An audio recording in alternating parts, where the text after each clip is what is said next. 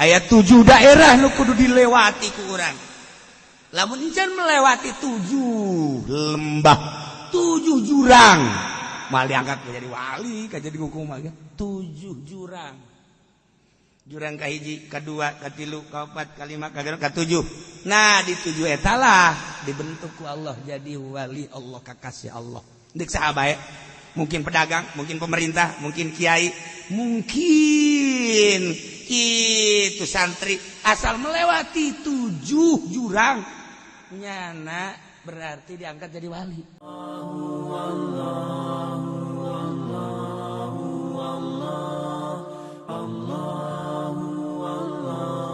A'udzu billahi minasy syaithanir rajim.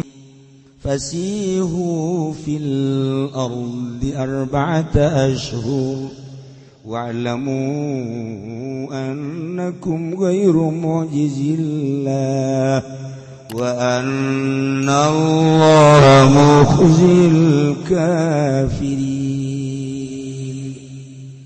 Allahu a'lamu bimuradi fasihu maka lumaku sira kabeh siru tegese lumaku sira kabeh aminina alaikan aman kabeh.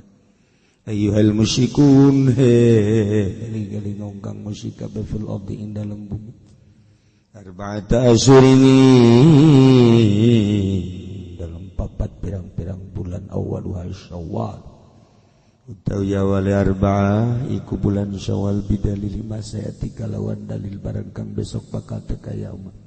Wala amana lakum ba'da lan oranana keamanan iku wujud lakum kadue sira kabeh ing dalem sausane arba'ata asyhur wa'lamu lan pada weruh sira kabeh andakum ing satuhune sira kabeh iku orana kang ngapeskeun kabeh ing Allah fa iti'adzab tegese kang ngapataken kabeh ing siksa Allah lan ing satuna Allah mukhzil kafirin iku kang ngahinakeun kabeh ing kafir kabeh. Mudhilum tegese ngahinakeun ing kafirin fid dunya bil qatl ing dalam dunia kalawan den bunuh wal ukhra benar lan ing dalam akhirat kalawan neraka.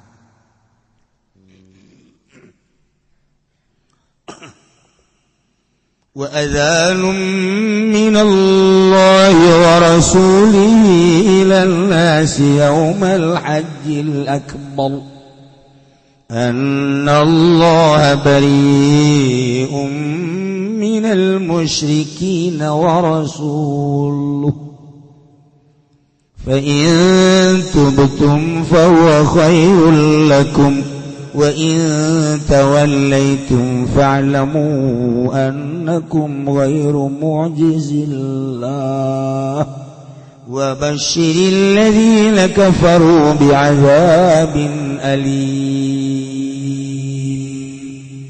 Wallahu a'lamu bimuradi wa adzanun menang wa adzanun utawi kilaiki iku adzanun pangweruh atawa wadzanul lanu tawi ngawaruhakeun ilamun tegese ngumumkeun minallahi wa rasulih kang tetep saking Allah lan Rasulullah ilan nasi maring manusia yaumal hajjil akbar ing dalam dina haji akbar yauman hari tegese dina riyaya iku annallah satuhune aybi annallah tegese kalawan satuhune Allah bariun iku kang lubar minal musyrikin saking wong kang musyrik kabeh minal musyrikin saking wong kang musyrik kabeh uhudihim lan pirang-pirang perjanjianane musyrikin wa rasulullah uta rasulullah bariun iku kang lubar ayatan manik. Waqad ba'atha Nabi lan teman ngutus apa Kangjeng Nabi sallallahu alaihi wasallam alian ing sina ali minas sanati saking tahun wa hiya sanatu tis'in alai utawi wa hiya la tasana ikut tahun sana. Bahazina yauman hari maka ngawruhakeun ya Ali ing dalam dinari ayat biminan dalam mina bihadhil ayat kalawan ikilah saka ayat. Wala hijab ba'dal 'am lan yanta oranana munggah haji dalam sosial tahun iki musyrikun sapong ka musyrik. wala yatufalan enta wala tawafil baiti lan baitul uryan pohon kang uda. Rawahul Bukhari riwayat kedua disebut Bukhari fa in tubtum maka lamun tarabat sarakaba minal kufri saking kufur bahwa maka utawi taub tutup iku khairun kang lebih cik lakum kana sarakab wa in tawallaitum lamun maingo sarakab anil iman saking fa'lamu maka warus sarakab annakum satun sarakab gairu mu'jizillah iku orang kang ngapaskeun kabeh Allah wa basyir lan gawe berita sira wa basyir lan nyaritakeun sira akhbir tegas nyaritakeun alladzina kafaru ingong ake kang pada kufur ya alladzina kabe bi'adzabin alim kalawan siksa kang lar mu'limin tegas kang ngalarakeun wa wal qatlu wal asru fitunya dan utawi ya azab iku den bunuh lan boyong lawan naru bil akhirat lan neraka ing dalam akhirat lan neraka ing dalam akhirat.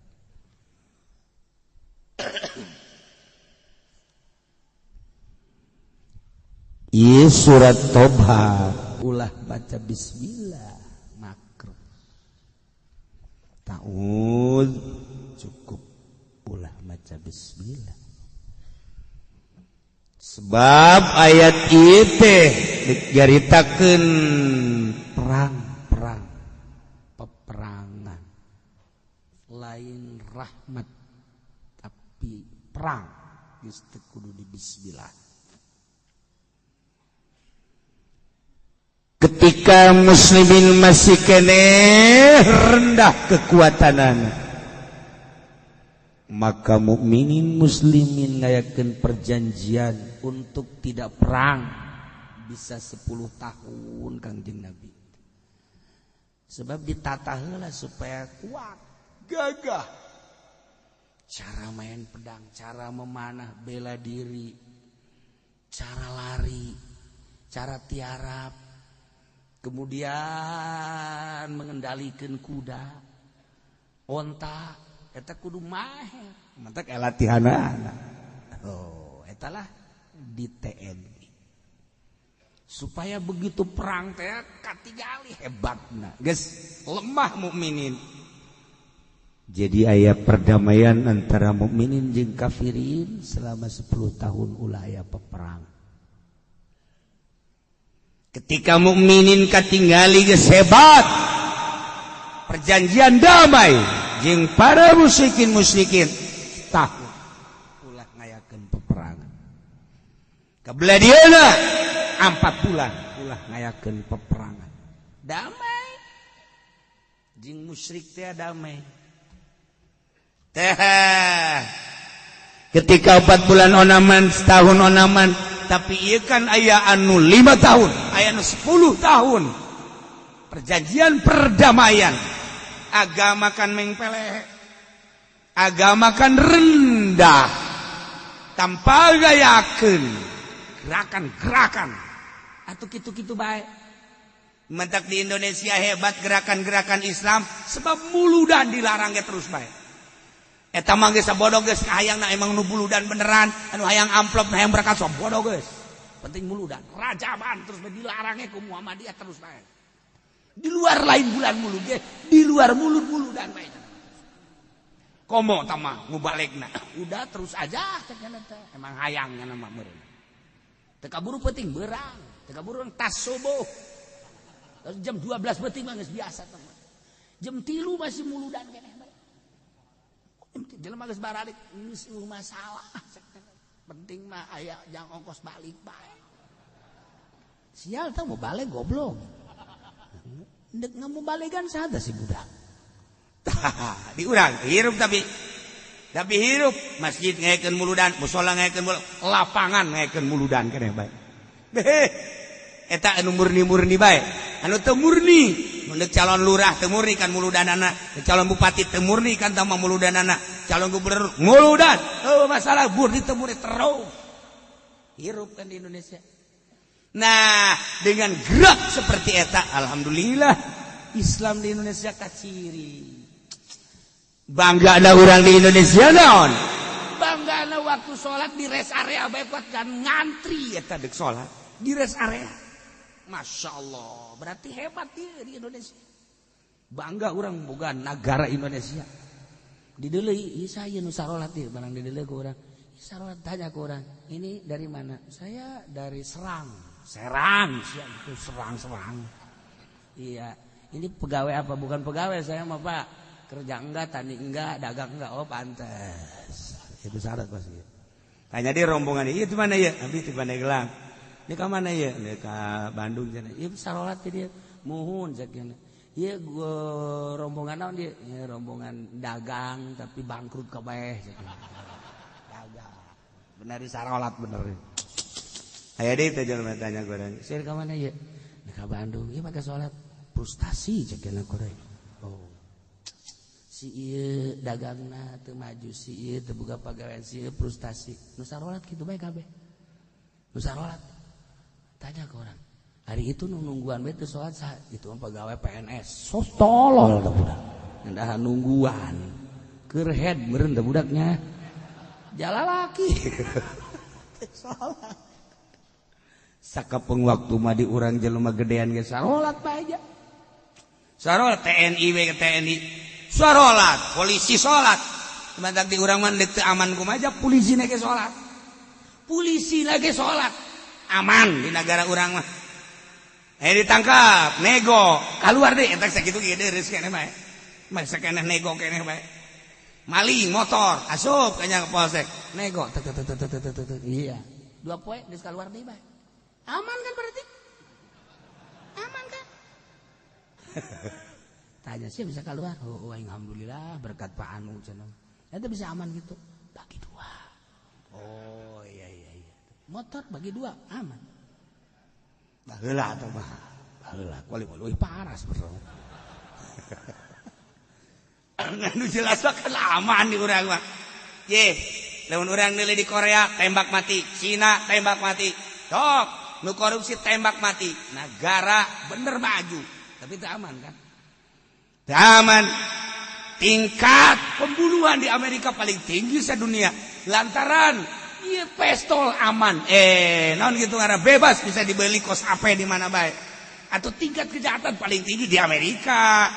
Di Inggris, lantaran bebas senjata. Di Indonesia, Masya Allah. Kajen nu korupsi mah tanggung jawabnya anak di akhirat masing-masing. Nu maling kajen, tapi kan aman di urang. Tingkat pembunuhan paling rendah sedunia di urang. Paling rendah di urang mah dibandingkeun jeung negara-negara sejen mah. Jih, atuh nu korupsi miliaran bae kuat kaleulempangan ka Imah Raya. Aman. Gila Indonesia. Wallahu alam ku aman-aman teuing teh si Indonesia. Kos eueuh anu ngageugehan we nagara teh. Kos eueuh nu nyekelan aman. Tapi lamun rakyat maling boro-boroan senda jepit bengo. Bengo ya nih. Masya Allah nuluhur ka ditu, nuluhur ka dieu. Saya apa dihanteman cenah kula. Emang naon kasusna maling? Maling naon? Senda jepit. Ya Allah. Si itu mah nu kadenge miliaran triliunan ku ari geus bisa beberangkatan deui naik mobil. Si itu mah nu miliaran triliunan geus bisa ka Singapura bolak-balik ka dieu. Si itu mah hambalayah tuh. Miliaran triliunan aman-aman bae. Tapi urang nu handap ya Allah. Kasus senda jepit bengo. Kumaha tah ci negara? Aman lah.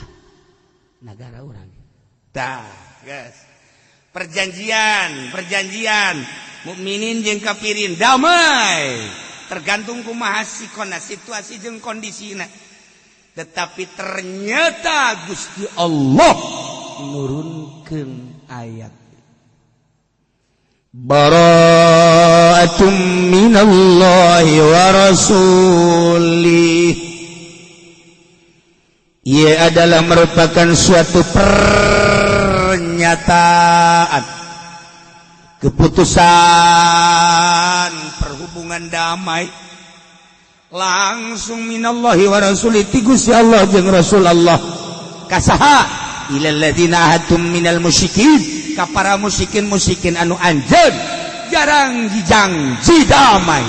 Apakah ahdan mutlakon perjanjian secara mutlak atau make perbatasan 10 tahun, 5 tahun, setahun, 4 bulan, kurang atau leuwih. Au duna arba'ati asyhurun aw fawqa.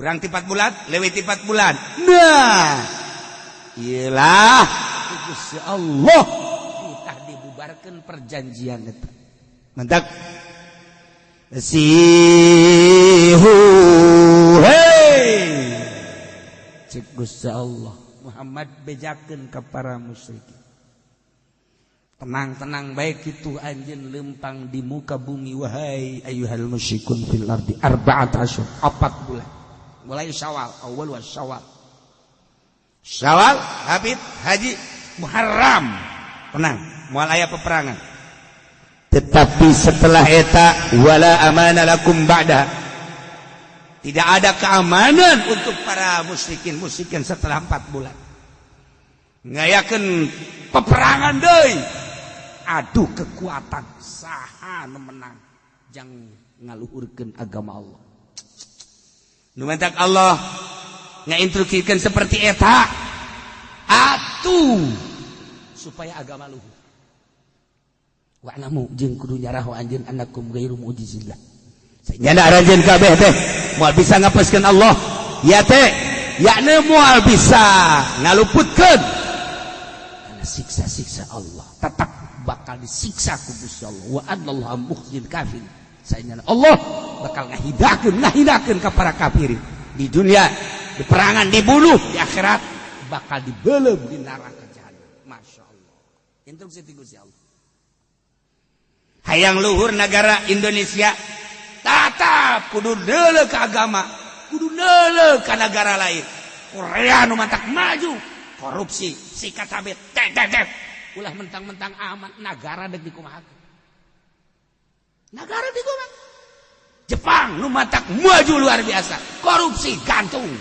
tembak di Indonesia lamun pas kitu masyaallah tenang urang jadi rakyat teh urang mah hayang tak kitu teh jah urang mah anu nembak ieu malah nu ngagantung korupsi di mana tuh paling kiai korupsi duit sholawat henteu teh mah mal ditembak lah paling di kurungan lah 5 poe jadi pede ka mana di kurungan di mana di polsek emang kunaon kasusna sholawat bea kabeh hujana oh wajar lah cek masyarakat lah wajar lah tuh sekali wajar 2 kali kurang ngajar teh budak tah ieu ya negara teh kudu boga ketegasan maju korbankeun sabaraha pejabat anu kudu dibunuh digantung korban agama luhur setelah korban Kanjeng Nabi Musa alaihissalam membawa umat di Israel setelah perang jeung Firaun Kanjeng Nabi Ibrahim membawa luhurna agama dirina kasusah Khalilullah setelah dibelem ku Raja Namrud korbankeun Masya Allah karim pengorbanan moal luhurna Kanjeng Nabi Ibrahim sehingga urang kuari maca sholawat Allahumma sholli ala sayyidina Muhammad wa ala ali sayyidina Muhammad kama shallaita ala sayyidina Ibrahim wa ala sayyidina Ibrahim terus dibaca Kanjeng Nabi Ibrahim Khalilullah luhurna Kanjeng Nabi Ibrahim dibelem heula ku Raja Namrud kadeuleu ku seluruh umat sanggeus saparem henteu gegeraan dibuka reungit jeung laleur di luhur numpuk heula kadelehina Kanjeng Nabi Ibrahim di mata jelema tapi setelah dibongkar Kanjeng Nabi Ibrahim kerkerek di jero seuneu perjuangan anu luar biasa luhurna Kanjeng Nabi Ibrahim sabada dihinakeun heula ya Allah atuh kainaan mah luhurna naon ge Kanjeng Nabi Musa alaihissalam luhur Kanjeng Nabi Musa teh sehingga dibere tongkat ti Kanjeng Nabi Syuaib sebagai mitohana aduh tungked eta teh ti Kanjeng Nabi Adam ti Allah di sorga tungked dage langsung di sorga Kanjeng Nabi Musa mah anu bisa ngarupa jadi orai leutik gede kumaha kahayang Kanjeng Nabi Musa geus urang mah kuari make tungked beulita di mingguan tah beulita geus meuli keterok kayak datang ka ieu mah coba tungked robas ya ulah-ulah jadi orai atuh laleur bae heula uyak-uyak kan tungked Kanjeng Nabi Musa pohara nah Kanjeng Nabi Musa jadi luhur gitu diabadikeun di Al-Qur'an emang kumaha gitu Masya Allah perjuanganana luar biasa timbulna Kanjeng Nabi Musa ngelawan Raja Firaun sabaraha ribu orok anu dibunuh pikir ku otak sok geura Kanjeng Nabi nyaritakeun luhur Kanjeng Nabi Musa, pengorbanan di negara Israel saat eta teu meunang aya orok lalaki bunuh sabaraha ratus sabaraha ribu timbul Kanjeng Nabi Musa setelah ribuan orok anu dibunuh. Luhur Kanjeng Nabi Musa pasti aya perjuangan. Bung Karno luhur di Indonesia, Masya Allah perjuangan anak geus teu birek deui di Indonesia, datangkan diabadikeun luar biasa di sejarah Indonesia. Bung Karno, Hatta jeung pejuang-pejuang anu lain setelah naon loba jasa nu gugur ribuan bangsa Indonesia anu digencet, anu dipicis, anu dibunuh, dibom dan lain diseret. Luhur luhurna Bung Karno setelah ribuan manusia jadi tumbal kabeh. Luhur Bung Karno. Tah kuarin agama urang dek luhur kumaha? Lantaran urang ngahep-hepe, aya berkoar urang mah dek dibere amplop. Saudara-saudara sekalian. Beres. Salamat. Balik deui ka dinya. Aya naon ki budoli? Sorban tinggalin ceuk. Horengan amplop kurang gede. Mana tambah penjahat tambah nokos gitu. Tuh. Masya Allah. Maluhur agama moal. Maluhur agama. Kudu luhur soteh. Loba anu korban heula. Kanjeng Nabi urang luhur. Kumaha tah kaluhuran Kanjeng Nabi urang? Setelah di Isra di Mi'rajkeun ku Gusti Allah bulan Rajab ayeuna. Setelah Kanjeng Nabi di Israkeun di Mi'rajkeun, balik. Tak cuman 2 jam. Jelema kabeh tercengang pemikiran sadunya. Dicaritakeun di dinya geus sakadar Mekah. Sadunya nyaritakeun Kanjeng Nabi bahwa Kanjeng Nabi lalakona minal Masjidil Haram ilal Masjidil Aqsa. Di Masjidil Aqsa naik ka Sidratil Muntaha. Saat eta sadunya jelema pemikiranana bras korban kabeh. Masa sih korban pemikiran. Korban akal. Korban wawasan. Yahudi, Nasrani, sadunya korbankeun apa iya. Setelah eta kakarak luhur Kanjeng Nabi. Jadi keluhuran Nabi, keluhuran Rasul, keluhuran pejuang. Setelah sabaraha nu dikorban-korbankeun karak luhur. Nah, urang kuari deuk ngaluhurkeun agama. Haju cara ricing we, di mana luhurna? Kanyahoanana luhurna kiai. Setelah datang tokoh-tokoh ka kiai nyana teger bae hiji bae nilai kalimatillah tanpa aya embel-embel mungka dieu hiji bae tugas aing agama melalui pengajian tak sakitu deuk dibere 1 miliar embung 2 miliar embung jauh nu merena ieu 3 miliar embung apaan si eta mah teu dibere ge mentah tamapan balah bahaya deuk di bala luhurna agama yang mentanya nama make proposal asal kiai geus benta make proposal geus lain deuk kaluhurkeun agama tah makos kitu juri kiai teu kanyahoan luhurna agama lamun ku Gusti Allah teu didatangkeun heula tokoh-tokoh partai ti Golkar ti PDI ti datang mawa bingkisan lamun hayang we ya cak Allah kakarak sakitu naon dikorbankeun ku sia tuh cak Gusti Allah kakarak sakitu bae ge sia dikorbankeun naon kitu dikaluhurkeun agama sakedeung deui coba ge bener bae datang deui kadinya kamari mangan 100 juta kuari 50 juta nah katilu kali tetap 50 juta suarana geus lain kiai kumaha sih negara di Indonesia ya itu negara urang urus aku urang henteu maksudna ieu loba aturan-aturan hukum geus loba omong geus bae pokona mah urang laksanakeun bae kamari mah lain gitu ngomongna kiai kumaha sih tah korupsi tah urusan kiana urusan urang mah urusan urang bae masing-masing bae kamari mah kiai gagah amat sih ngomong-ngomong korupsi ganyang korupsi ngomong kiai ai kredit haram kamari mah haram kamari mah kuari mah halam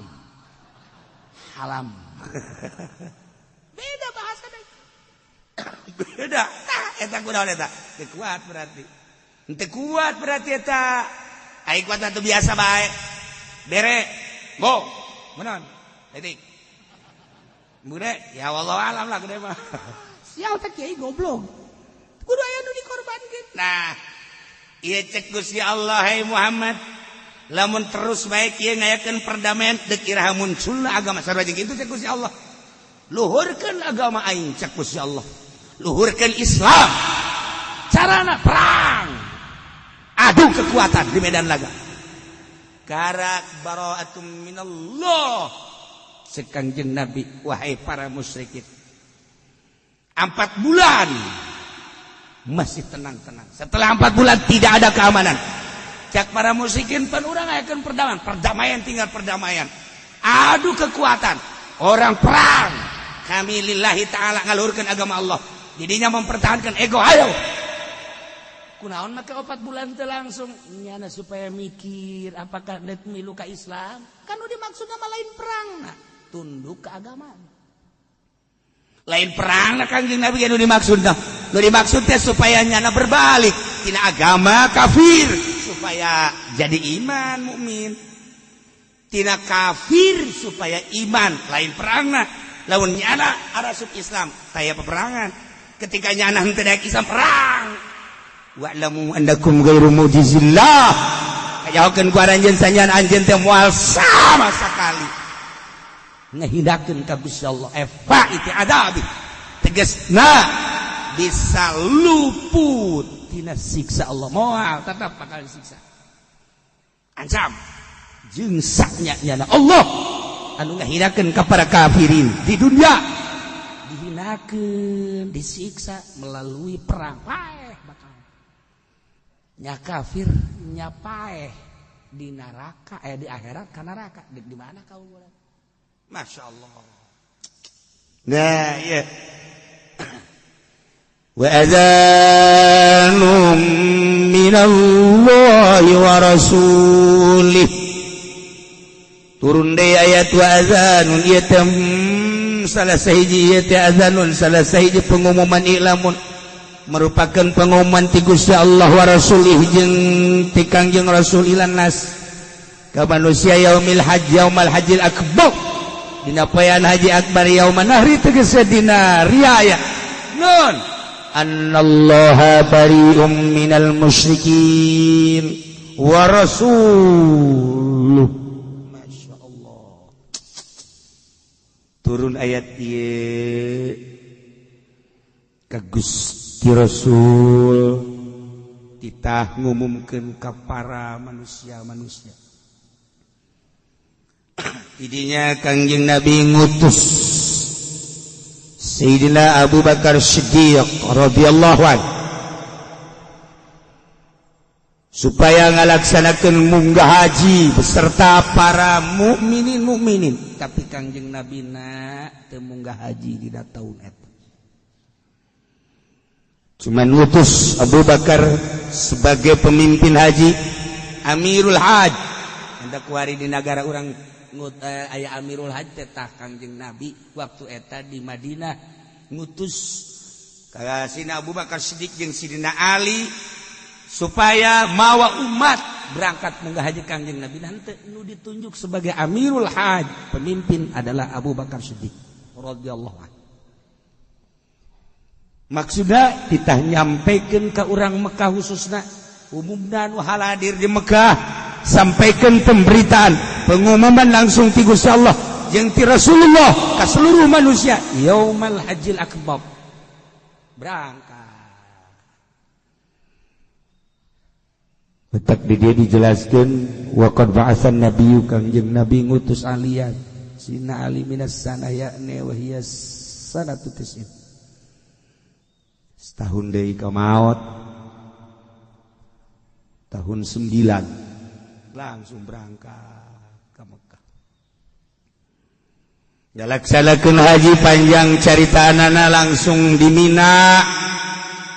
Sayyidina Ali nu dititah nyampaikeun naik ka batu. Oh, jelema ribuan.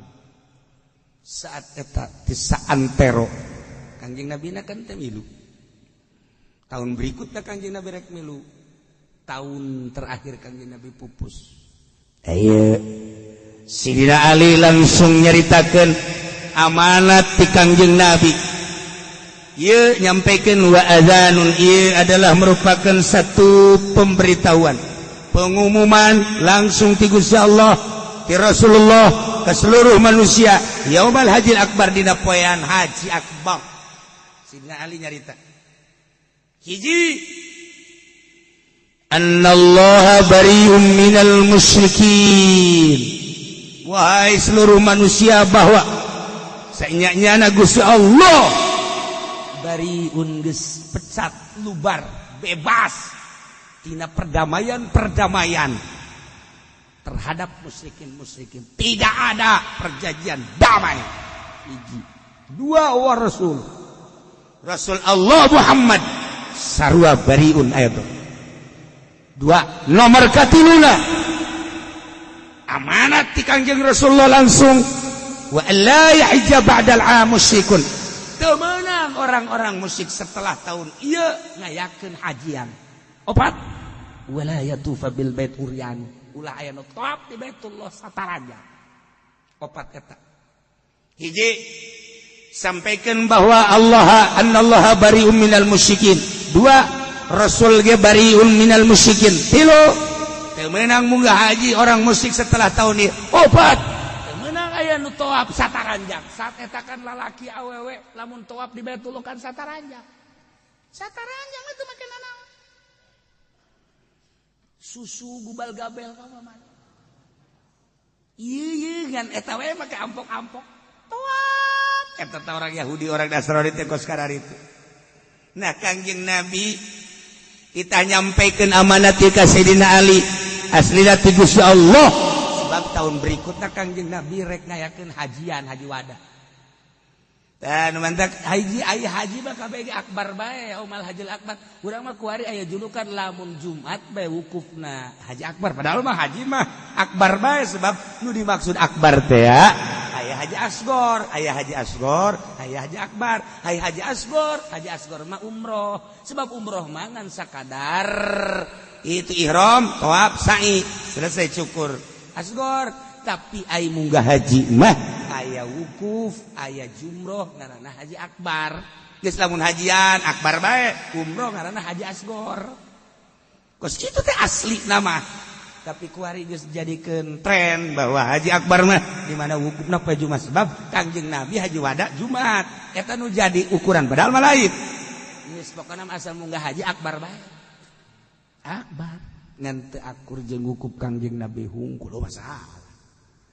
Iji sampaikan Allah tegas mutuskan hubungan damai. Bejakeun Muhammad ulah aya damai-damai gitu. Kangjeng Nabi langsung mutuskan hubungan jeung para musyrikin. Wah Kangjeng Rasul ge kitu. Nomor katiluna musyrikin teu meunang aya anu tawaf, teu meunang anu hajian. Setelah tahun ieu cek Sayyidina Ali. Eta kan memancing permasalahan. Anu tadina damai musyrik menang hajian. Setelah tahun ini tidak ada. Berarti kan bakal perang kajen kuku bahagia. Katilu, kaopatna teu meunang tawaf bari sataranjang. Sedangkeun urang Mekah makan tawafna bari sataranjang lalaki awewe. Nah, eta kan memancing permasalahan. Nyana senang berarti kan nurut ka Kangjeng Nabi. Nyana teu senang perang berarti. Opat. Fa'in tubtum fahuwa khairul lakum. Mun marane tararobat tina kakupuran berarti iman atuh fahuwa tobat khairul lakum. Geus masalah leuwih bagus nama. Warima tobat bae milu ka Kangjeng Nabi Muhammad. Iman tobat. Masalah. Dua. Wa in tawallaitum lamun maneh marareng tina iman teu daraek. Awas diancam. Perang berarti fa'lamu annakum ghairu mu'jizillah. Yahukeun ku aranjeun kabeh bahwa saenjana aranjeun teh moal bisa ngepeskeun sama sekali wabehan ge ka Gusti Allah. Bahkan Allah anu bakal nyiksa ka anjeun. Wa basyiril ladzina kafaru bere pangbubunga Muhammad bejakeun jelema nu kafir teh kunaon? Bi azabin alim ku siksa anu pohara. Atuh lain pangbubungah tah ngomongna bae bungahkeun ku siksa. Eta mah kos jelema anu mulya bae.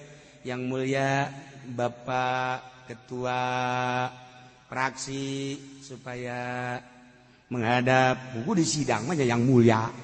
Di sidang yang mulia. Oh, setelah itu Bapak yang mulia putusannya harus mendem di di Buyan di LP. Masa yang mulia Bapak Bupati supaya maju menghadap hakim. Bapak Bupati yang mulia setelah diponis ponisannya harus mendem di LP. Makanya yang mulia kos gitu. Kutuna mah goblok sia. Tolol sia. Di kana rakakeun masih yang mulia-muliakan ya bae. Nah, sarua Firaun teh di kana rakakeun teh kapan yang mulia Bapak Raja Firaun supaya menghadap ke neraka jahanam. Padahal nyeri jasa nyeri di mulia-mulia tapi ka jahanam goblok kan. Eta mah sarua jeung lalaki. Kemudian hayang ka awewe dibalas suratna. Yang ganteng, Masya Allah, yang cakep, perasaan tidak ada bandingannya. Tetapi saya tolak cintamu. Goblok. Turun nyebut kasep. Ada bakal ditolak mah tolol. Eta teman nyeri jasa eta, diganteng-ganteng tapi ditolak goblok dah coba. Nyeri eta. Masya Allah. Bapak Kiai Fudali yang mulia, sudahlah ceramahnya segini saja ya, bosan saya. Atung udah pakai bapak Kiai lah guys ya, penjahat balik. Tapi masih ada yang mulia gitu kan. Bapak Kiai yang terhormat Al-Alim Al-Alama Al-Fadil Al-Syekh bau diborong kabeh. Berak pohoan Al-Jupri tawa samping udah. Tah itu orang ada dieureunkeun. Tuh tambah lain yang mulia kos gitu Bang. Udah lagi yang mulia karena masyarakat masih seneng, tambah lagi setengah jam dipantas. Ya Mak Kiai yang terhormat yang mulia, mohon supaya berhenti ceramahnya. Goblok. Itu pakai eta teh nyeri kagak hati. Nyeri. Wahai Firaun yang maha mulia, silahkan Anda masuk ke neraka. Goblok cek Firaun tolol. Iki sarua bejakeun make kabar berita nu bagus Muhammad. Jelema-jelema kafir kunaon bi'adzabin alim bakal disiksa kita. Siksa ku nyeri jasa. Kumaha emang di dunia al-qatlu wal asru bakal dibunuh jeung diboyong. Di akhirat bakalna dibeulem di neraka jahanam. Masya Allah. Nah, ieu kan peperangan langsung di medan laga. Urang lamun ngayakeun atraksi-atraksi karak kajahoan gede na agama. Kamari mararendem dihina Al-Qur'anul Karim. Saha si kiai anu teu nyeri, saha si ustad anu teu nyeri, saha si santri anu teu nyeri, saha si jelema anu beragama Islam. Ieu Qur'anna dicaci maki. Berangkat tanpa aya panita, disangkana ku polisi, ku sebagian pemerintah aya panita dibere duit. Tidak ada. Berangkat nah ieu terpanggil. Kunaon ku iman. Berangkat ke Jakarta emang anu diberi duit. Tadi ditanyaan barangkali kasih mana aya malah berkorban panggilan iman. Jadi ulah dianggap tenang-tenang di Indonesia asal dicaci maki. Boro-boro Al-Qur'an kiaina bae dihinakeun perang. Kiaina dihinakeun perang eta mah lain Qur'an. Kiai mah kadang-kadang ngabohong kiai mah kadang-kadang. Tapi perang bae. Namun kiai geus hebat atau tetep baik. Bawa Al-Qur'an mah. Komonya Cinabi di Indonesia lamun aya nu lihat Cinabi Kanjeng Nabi Muhammad, nu pangheulana perang anu boga hutang. Berangkat. Ulah mikiran naon geus. Pokona mah urang mah kuari mah pae selesai naon hutang.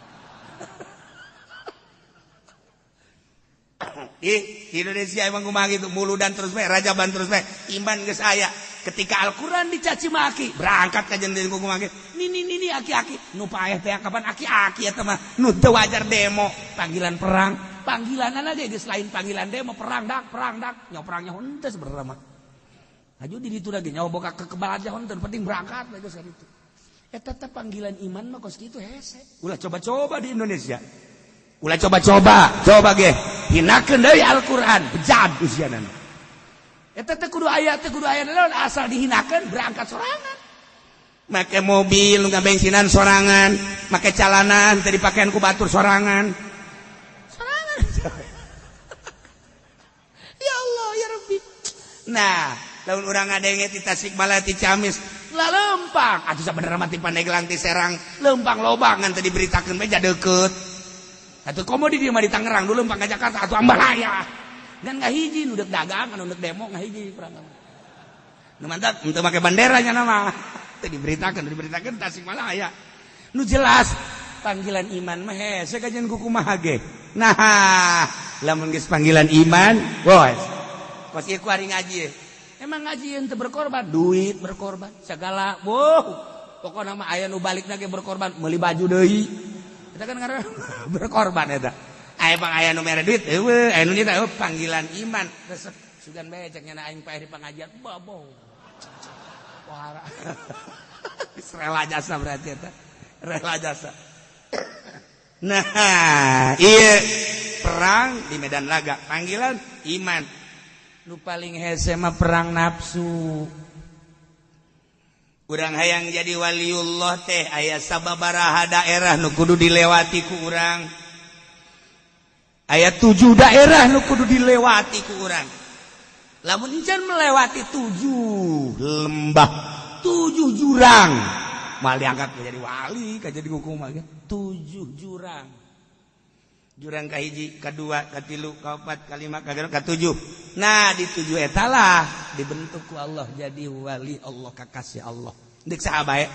Mungkin pedagang, mungkin pemerintah, mungkin kiai, mungkin itu santri, asal melewati 7 jurang nyana berarti diangkat jadi wali. 7 jurang berarti kan guru pengorbanan.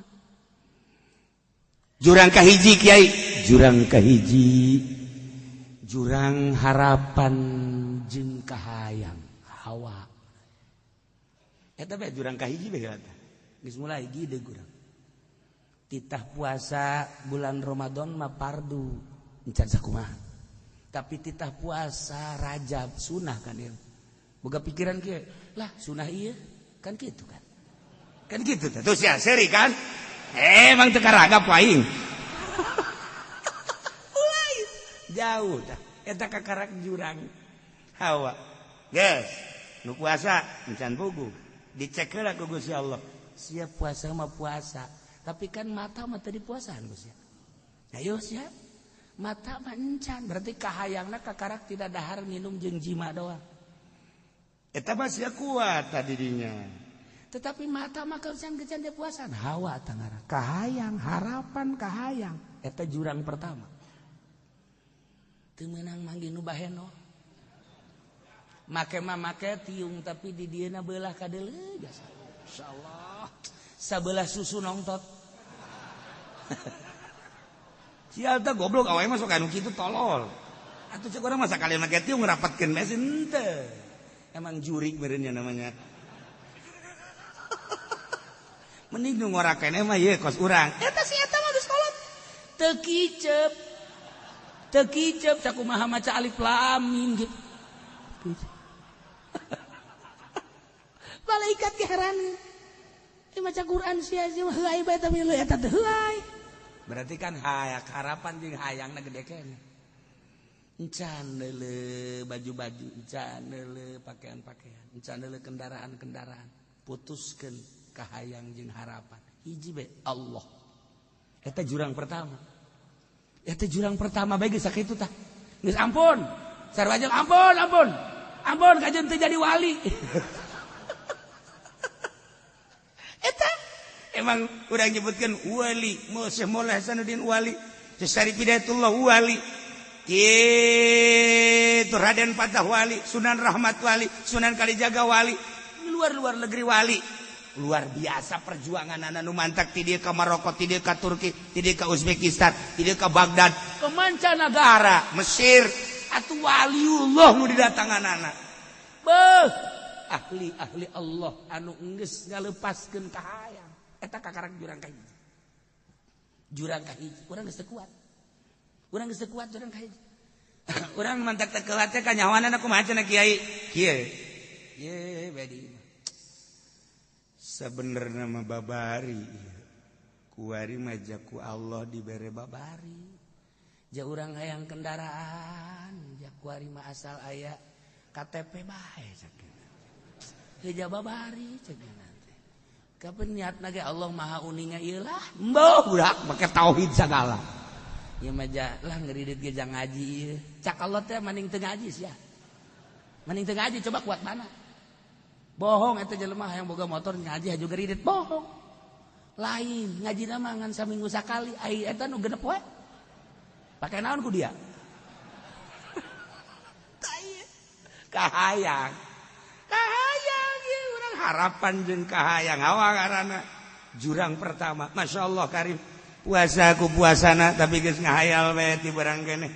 Karak hudang doang geus bebeja ka pamajikan neng. Bonteng suri mah kan kuari. Karak hudang can ngising-ngising acan. Geus aya rencana tolol. Padi teh puasa teh deuk tapa. Tapi rencana sejuta rencana. Masya Allah. Ai eueuh bonteng suri mah kalapa ge salah. Salah campuran ku roti atuh gitu. Meli-meli tanah kadang-kadang sirup. Geus. Nanya jam 5. Geus, Neng, geus. Ai kopi mah ulah ditinggalkeun teh mah karesep. Geus 2 tah. Atuh ya. Deuk kumaha aya puasa. Nah, ieu tah jurang ka hiji bae hawa. Encan jurang ka 2, jurang ka 3, jurang ka 4, jurang ka 5, jurang ka 6. Nu mantak jelema carang nu diangkat jadi wali. Lantaran jurangna aya 7 jurang. Jurang kahiji hawa guys dipotong letter bae. Ulah aya kahayang selain perintah Allah titik. Ulah aya kahayang timbul ti diri urang ulah aya. Ulah aya kahayang selain Allah. Ulah aya ta ulah aya harapan kahayang selain Allah. Geus eta urang lamun deuk buka teh mah. Ya Allah ya Rabb ya abdi buka sanes kahayang abdi Gusti. Tapi ieu urang dapur pamajikan ngaya-ayakeun tetep abdi insyaallah diperintah ku Gusti titah buka. Abdi rek buka sesuai jeung perintah Gusti we supaya aya tanaga jang salat ka dituna. Seripit. Tende. Lokot deui. Siripit tapi peweh. Geus beak rujak, geus beak kopi disiripit deui bar. Ajo teh manis. Terakhir mah tuh teh putih biasa. Atuh teh mah lain niripit tuh kos gitu. Ieu keur carita, tapi emang urang mamakomna syariat hayu bae. Ieu mah keur carita nu mantak jelema diangkat jadi waliullah lantaran jurang pertama hawa. Galeungitkeun hawa emang kumaha hiji be ka Allah. Masyaallah. Wahara. Jurang kedua jurang cinta. Ulah aya nu mahabbah. Jurang kedua ulah aya nu dipake ka cinta selain Allah. Hiji dik di ka Allah keur mantak jurang-jurang anu 7 teh fokusna ka Allah. Eta tadi jurang hawa nafsu eta emang kumaha gitu teu berat-berat. Lamun lain urang tafakur jeung riyadhah mal bisa. Tafakur heula. Tafakur riyadhahan. Riyadhah teh ngajar nafsu. Awak geus sabaraha taun sia ngadahar daging. Jakos kitu bae kan.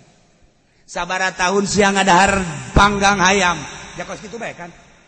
Teu bisa sia napaan daging jeung panggang hayam. Wayahna kuari.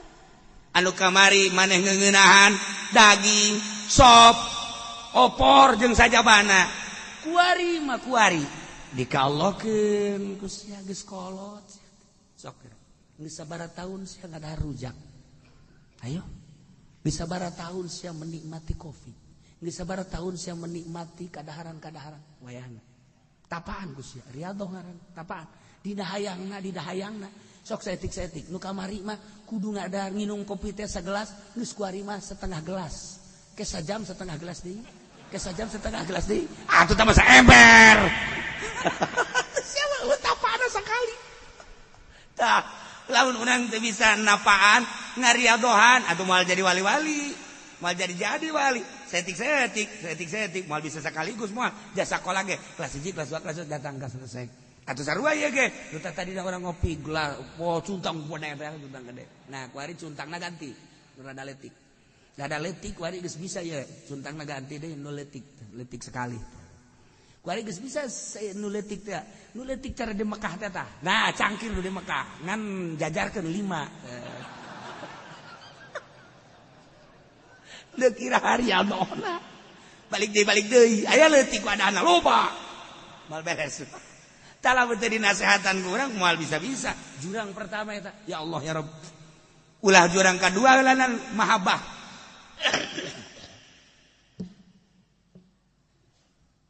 Jurang kadua mah geus leuwih spesifik deui. Leuwih mengkerucut maksudna, sebab ulah aya nu dipake ka cinta selain Allah. Beuh pohara jasa. Ngan meureun hese lamun eueuh guru. Aya guru mah kan aya, kieu atuh carana ieu, kieu carana. Nuturkeun cara-cara ti guru, mantak kudu mursyid. Mantak jelema norekat eueuh guruan, geus. Wal wusul ilallah, wusul ilal bupati kajian hukuman. Wusul ilal gubernur, norekat ongkoh, proposal ongkoh. Atuh pantoja iya antara torekat jeung proposal. Kudu masuk hayang seuri, kiai anu mah norekat cenah hebat, ngorakeun ge. Oh jeung bener. Ai praktek kadenge, beuh ieu cenah ieu pesantren anu masyaallah kiai tah tanda tanganan ge. Ji pada teh torekat tai pedol sero cenah. Ayo di torekat mah jalan khusus. Dulluni ada aqrabit turuq ilallah. Tuduhkeun abdi pang deket-deket jalan ka Allah. Coba ai jalan syariat mah jalan jauh, milipit jauh, kadang-kadang teu datang. Ieu mah hayang jalan anu lurus ka Gusti Allah. Cik coba engke aya guru mursyid. Nah, carana aya 7 jurang nu kudu dilewati. Jurang kahiji hawa, kahayang jeung harapan. Coba kumaneh kudu dilewati eta. Carana dituntunkan. Urang ngadenge ngaji kieu mah boh hese amatnya. Tapi kan kiai anu jang ngopi bae. Kiai anu ja biasa dahar. Kiai anu ja biasa. Ah, berarti kan bohong. Tah, ieu teu boga guru mah kan hese. Dirobakeun ku urang kolbuna. Tak hirup di dunia tetep bae kapanggihna jeung jelema jeung dunia. Tapi kolbuna anu dirubah-rubah. Ieu lamun eueuh guru hese. Nah, ieu merangan hawa nafsu bae ge pohara jasa tah. Lamun tadi Kangjeng Nabi ulah aya damai jeung kafir, matak naon urang ge ulah aya damai jeung kadaharan. Geus aing musuh jeung sia. Musuh aing jeung sia. Ka kopi teh moal aing. Kopi kan ngomong, emang kunaon? Beuteung aing mah. Ah, sakopi teh dari ka Allah. Mun teu mama atuh nginum aing ge. Ye sakopi teh. Emang kopi teu ngomong. Aing musuh jeung sia daging sakumaha Kangjeng Nabi eueuh damai jeung kafir, perang Kangjeng Nabi jeung kafir, adu kekuatan. Aing ge musuh sia jeung daging. Perang aing, teu hayang aing. Daging kan ngomong, "Kamari, Mang Haji." Oh, mengkonsumsi kula cak daging teh. Kok kuari urang? Darah tinggi aing. Oh, cenah ka Allah. Nomor 2 ka Allah mah. Seuri, dagingnya seuri, aya ngancam aing. Panyakitan. Aing nu hebat makan lain gitu. Tah hayang aing ka sia daging. Emang kunaon? Aing dek menuju ilallah. Emang aing musuh Allah, musuh sia.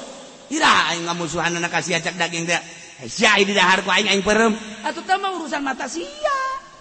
Cak daging teh bubu gara-gara sia. Atuh laloba teh ngadara teu bisa aing asal ngadahar sia hayang loba bae. Atuh teh mah Mamang Haji nu salah. Ngas ini sia ka itu goblok. Karak diancam. Geus daging asal kapangi jeung urang merengket we bung. Ya Mang Haji eta sieun aing cek nya teh. Mang Haji eta aing sieun cek nya. Geus aing dibantingkeun ka sungutku aing. Tah, emang teu ngomong eta daging. Urang mah teu kanyawan kan engke geus jadi ahli hakikat bakal kadenge. Bakal kadenge Kanjeng Nabi nginum cak cai ulah di dahar aya racunan. Ya Allah ya Rabb. Aya awewe nyuguhan. Ieu naon ngaranna suku hareup domba ka Kangjeng Nabi. Kangjeng Nabi paling resep kan disikat dimakai peso. Begitu dek di dahar ngomong kan daging. Ulah di dahar Muhammad kula diracun ku Nyi Anu kan. Ngomong. Daging teh ngomong, udah urang gitu. Urang geus jadi ahli hakikat atuh ngomong. Daging teh, Fendi enak nih. Sini makan gua. Ntar gua sakit perut lu kan. Urang mah teu nanyakeun nang di mana saha teh nah. Nya hoting beres mencit apaan teh. Hayam urang mah main konsumsi mencitna maca bismillah apaan teh Islam teh lain nu mencitna. Kadang-kadang kan kuari mah di pasar teh ngaran-ngaran hayam negeri mah ini teh geus paeh dipencit, kotok paeh dipencit teh bae. Emang aing teh jauh nyaho jasa. nu mantak teu hayang gol mata ngadahar kos kitu sebab naon ieu nu pae bencit deui jangan makan rugi lamun teu dikitukeun urang ngadahar bangke kamari ieu kasus eta teh naon garang-garang ti Australia mencit sapi kudu make mesin jreg berarti kan di luar syariat emang Yahudi mah kos kitu embung urang meuli daging kos kitu lamun urang hati-hati teu hayang ulah asal daging urang ulah asal daging jaloba keneh daging kebo urang nu dipencit ku urang-urang sapi urang jaga awak urang boro-boro dek norekat ya mah. Asal daging bae geus. Wah, kiai ngomong-ngomong cenah segala mesin segala nanaon. Alah, yang penting mah urang mah teu nyaho, geus urang mah untung teu nyaho. Ai sia tolol teh coba ieu. Ulah. Hargaan awak urang teh mulya. Nek berhadapan jeung Gusti Allah rohna. Boleh diacak-acak. Lamun aya informasi eta kan lain bohong, informasi model kos kitu. Adapun urusan negara sabodo, tapi aing mah kan make Al-Qur'an. Urusan negara mangga poe mah. Nyana ngainstruksikan urusan nyana, tapi urusan aing jeung Allah embung aing. Nah, lamun geus meureur kos kitu bae tah rada deuresan. Rada deureus. Minuman. Urang isi pabrikna di mana? Kaju ieu teh naon kana komponenna ieu. Naon isi. Terus aya obat naon gitu. Ulah urang keur dahaga kitu. Buka lak. Ngaji pendi, keur nginum naon? 7 up. Masyaallah. Budak ngomongna ge salah aja ieu. Urang disegserikeun teu bisa nya nama pan. 7 up tah merekna ge 7 up. Ngaji ieu mah lain 7 up 7 up. Alah bahasa batur. Ngaguruan sekarang kan 7 up bae. Urang kampung tololnya. Di Jakarta na teu tatanya. Datang ka kuari 7 up bae nya nama. Tah ieu kudu ditanya heula ieu. Ieu teh produksi di mana? Di jeuna tina naon? Oh, kawak urang paingan salat henteu khusyuk. Coba urang rada di rialdohan setting kos karana itu. Nah, ieu karak jurang pertama. Sabaraha bulan, sabaraha taun mun nunungtun cilaka. Kulantaran dihajaran ku zikir, terus disilsilahan, berarti urang teh menuju ke Allah. Aya engke urang dibere teu hayang, dibere acuh, dibere cuek. Atawa komo lamun geus kieu mah asal salah bae tah daging teu bagus. Didahar kurang kautahkeun. Geus lain deui tah mah geus dijaga ku Gusti Allah. Nah, iyalah ulah damai jeung kafir sebab kafir musuh Allah. Ulah damai jeung nafsu, kahayang-kahayang lantaran kahayang nu musuhan. Ka urang jeung musuh Allah. Salila urang ngagugulung nafsu wal usul ilallah duanana berat tetapi lamun jelema dibere taufik ku Gusti Allah babari saudara atupan batur jara di wali komo di zaman wali sanga mah budak didatangan ku Sunan Kalijaga tiup make la ilaha illallah tempelkeun kana dadana klak. Harita kene maca 2 kalimat syahadat. Asyhadu an la ilaha illallah asyhadu anna Muhammadar Rasulullah. Siap perang. Hindu kene. Baca ke la ilaha illallah. Tempelkeun kana dadana. Harita kene maca 2 kalimat syahadat. Kok bisa kos kitu sih? Kapan syahadat la ilaha illallah anu kaluar ti ahli Allah eta teh kapan sinar. Teu kadeulekan ku urang mah sinar.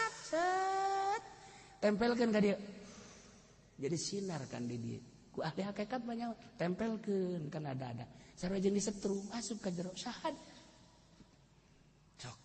sok aya jelema bacaan la ilaha illallah ku Haji Pendi tempelkan kan ada-adana halatul langsung karung ayam karung doni karung apal kabeh sebab tiupanana tiupan karung ulah sembarangan. Masya Allah karing. Lamun dina nu kukula geus didongengkeun teh di Lampung aya jelema kitu mawa anak maung dibawa ka daerah Banten eta indungna maung jeung seperangkat maung tetep bae neangan anakna di mana bae eta salampung geus naik kapal nya ka dieu satungtung encan kapanggih mah terus bae eta maung. Sanggeus datang ke Pandeglang nyahoeun nyana nu mana anu maung anak maung jeung nu mana nu henteu maung bae nyahoeun atuh ka Gusti Allah Di Lampung jelema aya nu mawa anak gajah anakna ditadi ulah-ulah ge. Ieu resep jasa ka anak gajah. Karak lahir indungna eueuh paling kujana balik ka dieu ka Pandeglang. Diteangan ku emana, ku bapakna, ku seperangkat-perangkatna iring-iringan. Eta emah gajah jeung seperangkat dulur-dulur gajah neangan anak gajah. Lamun di Lampung mah kan geus naon ulah sok diganggu bahaya atuh imah dirubuhkeun kan di Lampung mah tuh.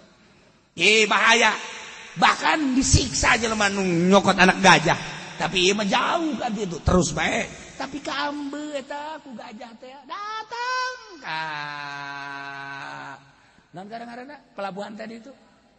Mereka balik dia sih. Bakauni. Datang ke Bakauni. Tidak bisa ditahan naik nyana ke kapal. Datang ke Merak. Ka Ambeun ku gajah. Blak. Mana. Ka Ambeun. Iya orang di imah iya. Buka ayat ternyata. Malaikat ngambeun. Karena nu beteungna eueuh dagingan. Malaikat kan lamun ngambeun. Daging sapi cek malaikat. Geus ulah dibantuan doana. Ayam negeri. Jamban kan ku malaikat teh teu ngambe. Malaikat teh ngambean ieu ngambean. Ieu hawa-hawa mantap. Tu tarihu pamil soim atyabu min dihil miski. Eta angin. Mambu cangkem jelema nu puasa leuwih seungit tibatan minyak fisik cak malaikat, cak Allah. Cak urang batu bau. Amban malaikat mah beda. Matak lamun aya kiai teh jamban. Bau pamarentah teh ieu mah budak. Yang lagi heran kikian, pan ieu mah kiai pan bau pamarentah. Duitna nanti bupati ka Ambeun. Urang lamun inget kadinya isin diambeun ku malaikat.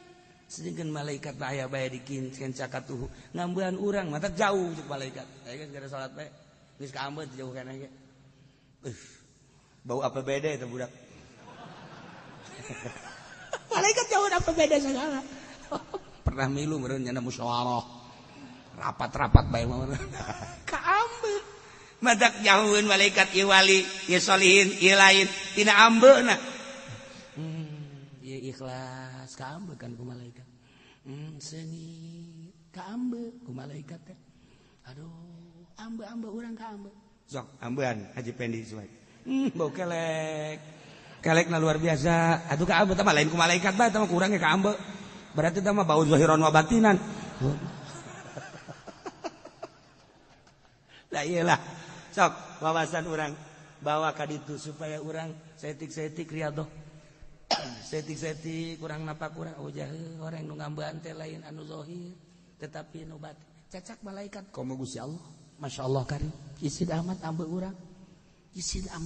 Nah, gitulah dalam rangka permusuhan, dalam rangka itu membubarkan perdamaian kafir musuh Allah ulah aya damai-damai baheula sing hade guari aya waktu-waktuna ieu nafsu musuh Allah ulah damai urang jeung musuh kudu perang sok mulayan lalaunan memeh maot masyaallah illal ladzina ahadtum wallahu a'lam bis